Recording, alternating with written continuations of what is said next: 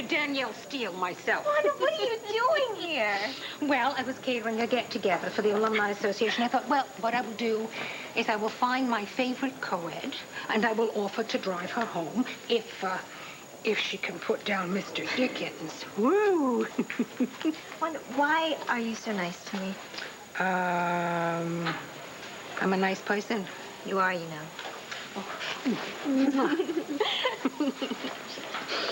You know, I know that it's kind of lonely for you now that Angela's gone. But wait, listen, you're around young people here, and I have an idea that maybe what you should do is to put down the book, and maybe you should, like, hang out. Hang out, huh? Well, I'm really not the type. Although, there is someone. A young male someone? Not on campus. Whoa! I met him through the outreach program at prison. He's a convict? You have a crush on a convict? It's not a crush. I've only met with him a couple times, but I really feel a connection, like I can make a difference in his life. Oh, sweetheart, you have to be very careful. Now, a boy like that, I know, Wanda. He's done a terrible thing, but no one is past salvation. I really think he's had a change of heart. One person can make a difference. There I was, in the change that I made for myself. And then it's like, there she is with the key. Well, do tell. Oh, you don't believe me? I don't know, I mean, it's like, I mean, you tell me some babe shows up one day. She's not a babe. Rebecca's an angel. Right, an angel with big... No, it's nothing physical, Zach. Yeah, right. Hey, look, I know it's hard to accept. It's tough for me to believe. But there I was in solitary. It's like I just kept seeing her face. It just kept coming back to me, that innocent, trusting face. Yeah, no, actually, I understand. I mean, when I'm alone in the cell at night, I see a face, too. Sharon Stone. I'm serious, Zach. I mean, she's only visited twice. But already I feel like she's given me hope. I mean, real hope, that I can turn myself around with this. My whole life, I've lived for myself. And look where I am. And now, thanks to Rebecca, I'm living for the Lord. And that is the only freedom that there is. You're good, man. You're good. You're good. You're really good. I'm not goofing you, Zach. This is the truth. That's really funny, man. Okay, you guys got any books to return to the library? Wait, Pal, whatever you do, don't take Todd's Bible, okay? Look, Powell and I have already spoken about this, and he knows how important this book is to me. I asked him to forgive me for all of the horrible things that I've done to him. I don't believe this. And Pal, what did you say? Same thing I'm telling him right now. Forget it, Todd. This holier-than-thou routine is just an act. You're right. It's an act of faith. You can fool the chaplain or some other people who don't know you like I do. But I've got the scars, Todd. And so do Marty, Luna, and Nora. If I could, I would ask all of them for forgiveness. You may not believe me, but I wish your friend Nora nothing but peace and goodwill. You're making a big deal out of nothing. You call a hate letter nothing? Listen, we have to report this to the police. That's all there is. And what are they going to do? File it and forget it. Look, they can trace these things. Nora, they can put a stop to this. Well, I get crank letters all the time in my life, and they come to nothing. This is not just a crank letter. Whoever wrote this letter is threatening you, sweetheart. They all do. They all do. Honey, I get disgruntled clients. I get angry plaintiffs from the other side. Vengeful family members, not to mention your various assorted weirdos and wackos. Oh, sweetheart, every time I walk into a courtroom, I walk out of there with more enemies than I started with.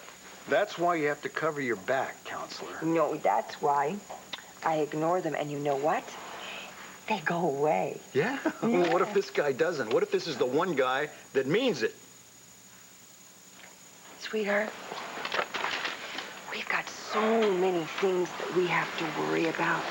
You know, we've got our wedding, and we've got our very long and expensive honeymoon, and our old age. and our retirement, and all those things. We just don't have time to worry about a silly, stupid letter, do we? Hmm? If you think this is going to make me forget this letter, you've got another thing coming. I certainly wouldn't try and make you forget about this letter. I don't have a headache tonight. It's your new contact lenses. They're better to see you with, my dear. I feel like Red Riding Hood's grandma all of a sudden. And what does that make me?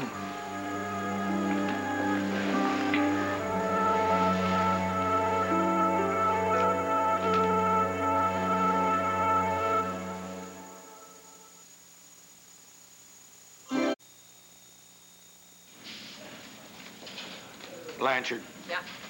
Show Laurel and Hardy here to the guest quarters. Let's go. Wait, I just have one final request. Wait, Kane. Don't make it any worse One than it final already request. is. Now you want to talk to your lawyer, huh? Justice of the peace. Yeah, I noticed when we were being fingerprinted, you have a JP's office across the hall. Kane, what we need is a lawyer, not another judge. They give you a free phone call if you want to call Now, a Tina, lawyer. look. I can live without freedom. I can live without almost anything, honey. But I can't live without you. Not anymore. We've been separated so many times, honey. I just can't take it anymore. So would you please call a justice of the peace and marry us before you put us in jail? Marry us? Yeah, honey, I'm sorry it slipped out that way. I've been planning all day to say this just the right way, but... Well, this'll have to do. No. Mr. Rogan. Yes. Just what do you think you're doing down there? Huh? I am asking this brave and beautiful woman to be my wife, to have and to hold, in the money or out. Honey, look, I know you deserve better. You know, I'm nothing. I got nothing to offer. But, baby, I adore you. And I will spend the rest of my life making you happy. Tina, will you marry me? Yes. Yes, of course I'll marry you, Kane. Oh. In all my years on the force, I never saw anything like that. Sergeant, Yeah. we would be honored if you would be our witness. So would you please call the Justice of the Peace? Call the justice of the peace.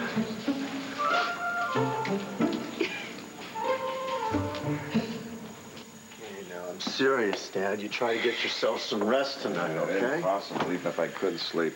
I have to call Nora again and tell her about the hearing tomorrow. We'll probably be on the phone all hours of the night preparing. Oh, come on, Sloan. You sound like you're under indictment. Remember, the burden of proof is on Emily Haynes. Is it? In theory, that's true.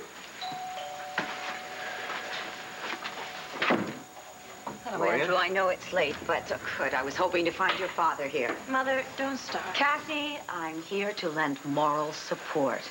Sloan knows that I really think this situation is dreadful. Yes. Well, right now, I'm on my way to see a lawyer, so you'll have to excuse me. You know, as I said before, this girl is obviously deeply confused at best. At worst, she's a malicious little liar.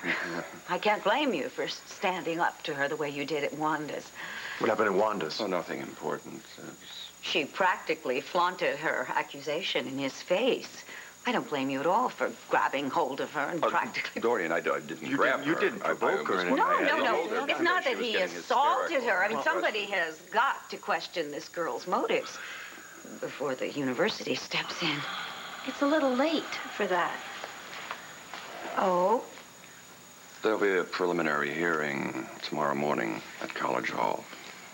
Oh, no. This is awful. Well, in a way, maybe it isn't all bad. I mean, this way you can clear your name and we'll all finally understand what has possessed poor Emily Haynes. Emily, there's not much time. You know, the hearing's in a couple hours. Marty, I told you on the phone I'm not changing my mind about what General Carpenter did. So you came down here to try and talk me out. I'm sorry if I came down hard on you. I didn't mean to imply that you'd invented this whole sexual harassment thing. It sure sounds that way. But I'm very sorry. I mean, you of all people, Marty. You remember last spring? Huh? Practically everybody on campus thought you were lying about being raped. How did you feel? I mean, you were totally all by your lonesome. I know. I remember. And believe me, I think everyone should give you the benefit of the doubt, okay? Well, okay then. I just want to make sure that you are sure that you're not making a mistake. I know what he did to me, Marty. Okay, but don't you think it's odd that none of his other students have come forward with any charges? Well, did you talk to them? Yes. And not one of them even hinted at it. Well, there you go. That's the way he operates. What? In class, in public, he's like this perfect gentleman. And then when he gets you alone, like when he made me his research assistant, see, then he's so totally smooth. I mean, he was so smooth. I didn't even realize it until my friend Claudia. What? What, friend? What are you saying? Nothing. I gotta go. No, Emily, I don't think so. Listen. Are you telling me that your friend talked you into bringing charges? Who? Who did it?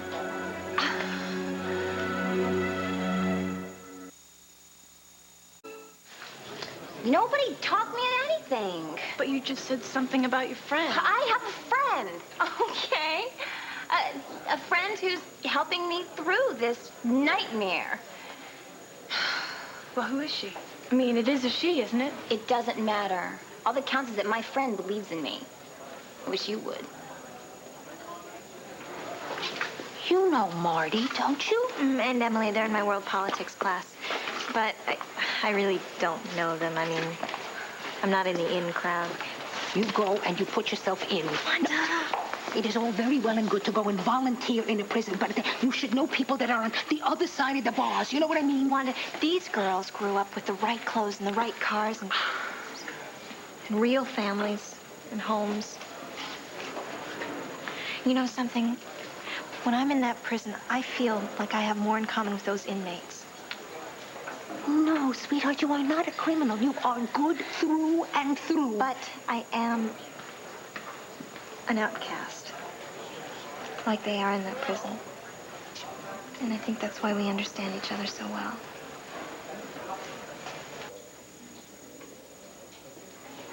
All right, guys, sorry, but I'm closing up the library. Hand them over.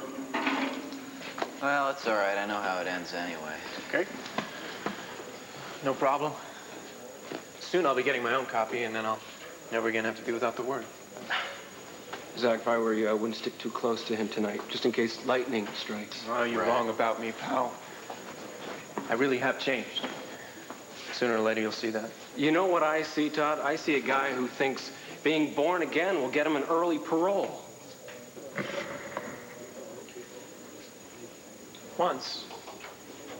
Once there were two thieves, and there were crucified too.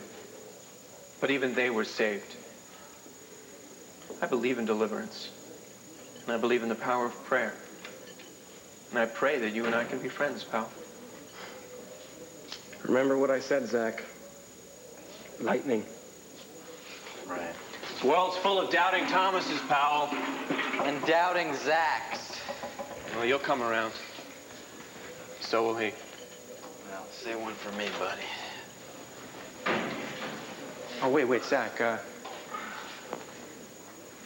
have a favor to ask of you. Call it a mission of mercy. Now, isn't that a much more productive way of spending our time than worrying about some silly letter? Sure beats playing postal exam. Oh, don't be so modest. You know, you have the makings of a great postal examiner. You know, it's a game we've never played. What? Post office. It's so tame. You never had it special delivery. I bet that's a Postmaster General. Well, just tell him to put a stamp on it and stick it right. Hello? Nora Sloan Carpenter. I hope I haven't called too late. Ah, not at all. Your lawyer never sleeps. What's up? Beg your pardon.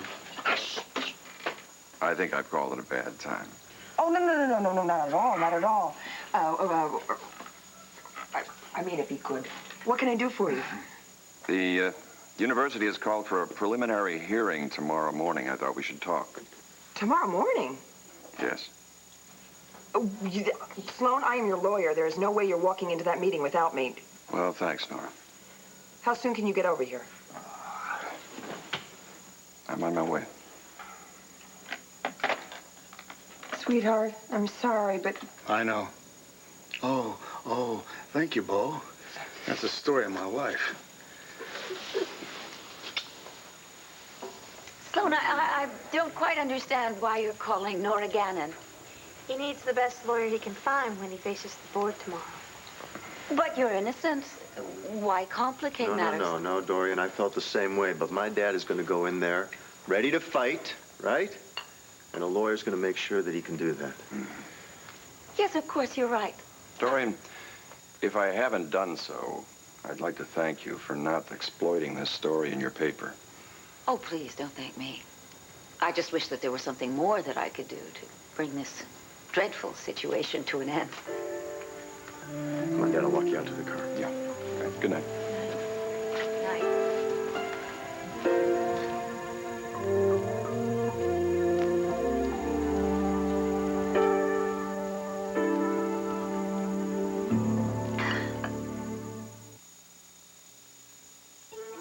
With all the children... You're my lifeline. Come again? My lifeline to the outside world. When I got into that fight with Powell, God, I wish I had just turned the other cheek. Yeah, I bet you do, man. Well, they haven't reinstated my calling privileges. And there's someone that I really want to talk to. Maybe in the morning you could call for me? I'll think about it.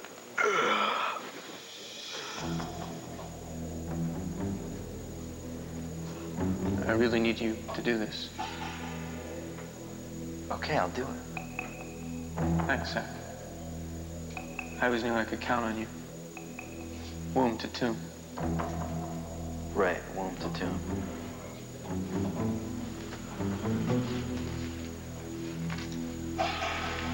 Here's the number. Wait, what is this, a new lawyer? A new friend. Oh, it's that Rebecca, what's her name, right? Rebecca Lewis.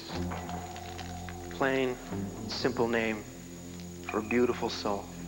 And what do you want me to tell this beautiful soul? Tell her, if she's not too busy, to come see me if she can. As soon as possible. Well, I'll do it, Todd, but I can't promise that she's gonna come. I mean, she'll be here. If you say so. Good night, man. Sweet dreams.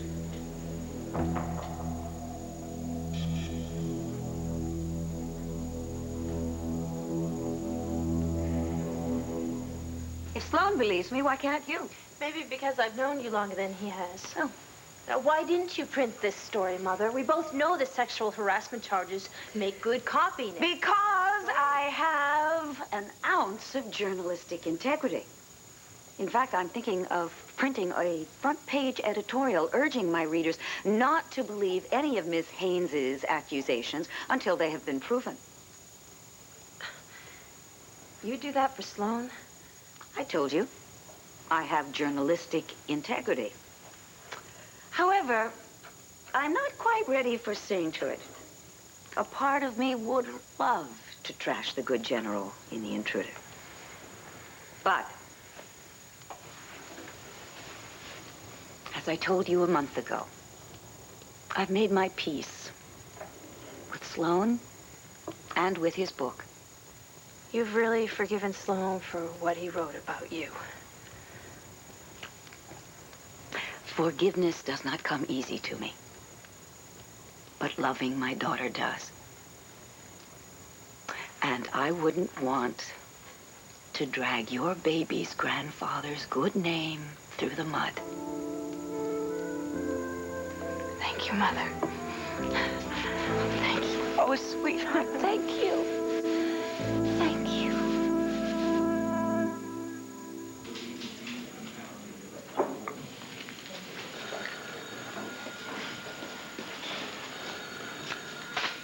My bouquet. Well, every bride should have one. Now, Sergeant, you have made my fiancée so very happy. I would be proud to have you for my best man. Why not? And you can be my maid of honor, Officer Blanchard. I think I'm gonna cry. Oh, dear. Oh, there's a problem, Mr. Rogan. I don't have a ring. Well, Kane, we have to have a ring. We can't get married without a ring. You know, Tina, you're right. But I think we have something that we can use. Kane, you had these on you this whole time, and my engagement ring, too. That's right, honey. I kept them when you threw them back at me. Oh. What can I say? The glass is always half full, right?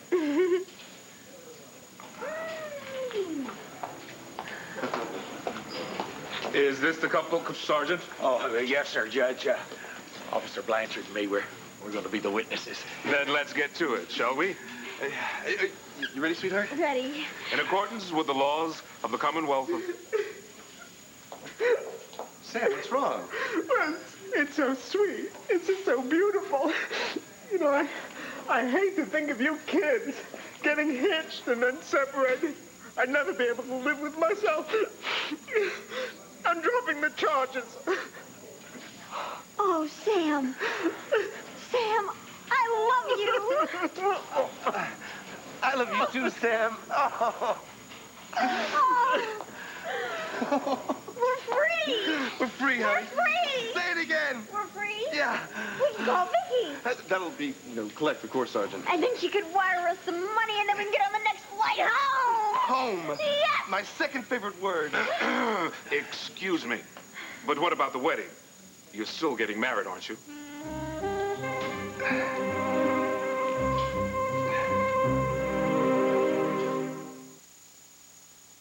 This is a towel at JCPenney. This is a shower curtain that goes with the towel at JCPenney. This is the bedspread that complements the shower curtain that goes with the towel that's all part of JCPenney's unique system that matches color to color and item to item. Yes, of course we're going to get married. Just a second there. I'll find a word. I know. What are we waiting for? I'll give the bride away. Well, not now, though. See, not now. Kane, I want to marry you more than anything in the whole wide world. It's just that I don't want to do it. Not now, not here, not like this. Well, hey, what's wrong with us, huh? No, nothing's wrong with you, Sam. You're wonderful. And Officer Blanchard, just a peach, and you. You have been just so wonderful to us, even though you almost threw us in jail. But, you know, a girl only gets married once. Well, once in a while. And she wants her wedding to be absolutely perfect. You know, you understand, don't you, officer? No. Yes. I thought you didn't want a big wedding. Well, I didn't. But, you know, Kane, I'm just thinking about how hard it's been getting to this point, you know, where we say our vows, the I do's and everything. Uh-huh. I want a CJ and Sarah, that's our kids, and our whole family and friends and everybody to be around us. You know, I want a wedding, you know, wedding. A wedding. Okay, baby. If that's what you want, that's what you're going to get. Oh, Kane, I love you. Give me some sugar, baby.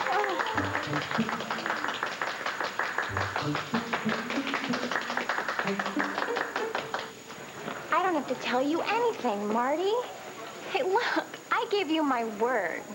Oh, that isn't good enough, is it? Funny, your word was good enough for me when you were accusing Todd. Listen, I want to believe you. I want to believe you. I need you to give me something more specific. Why? If you believe him, it's because you believe his hype, his reputation. I know you think I'm just like this total airhead who's gone crazy. Well, so much for sisterhood. Listen, Emily, I'm not your enemy. I want you to be sure. I want to be sure.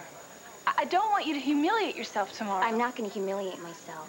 The only person who's going to be humiliated is the general. I'm going to tell my story, Marty, the true story. And if some big shot general gets what's coming to him, it's not my problem.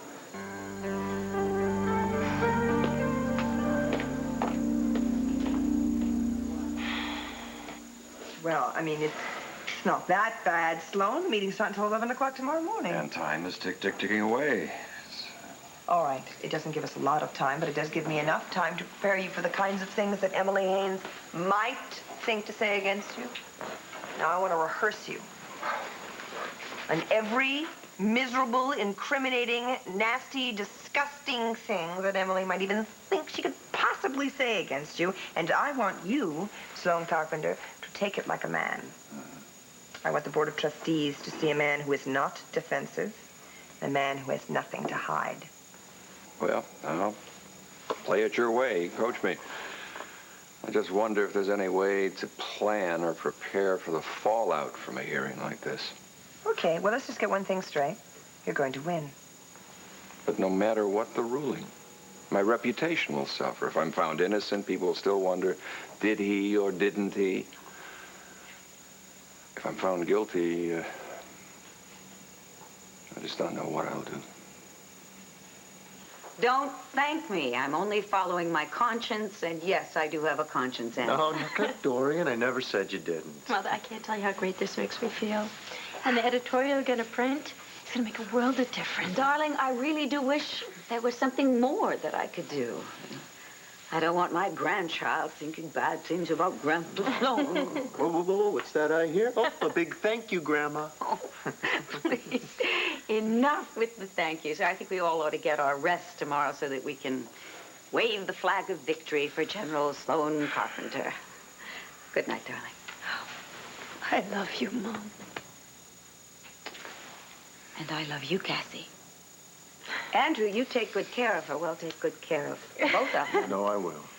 And tomorrow is going to be a rough day, but we'll all just get through it together. Yeah. Good night. Okay. Dorian, thank you. No more thanks.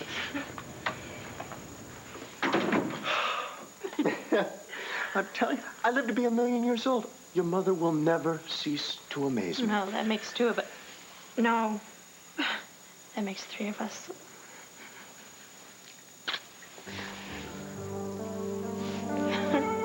Oh, tomorrow's going to be a perfect, crisp autumn day. And General Sloan Carpenter got these pretty autumn leaves. Just going to twist ever so slowly.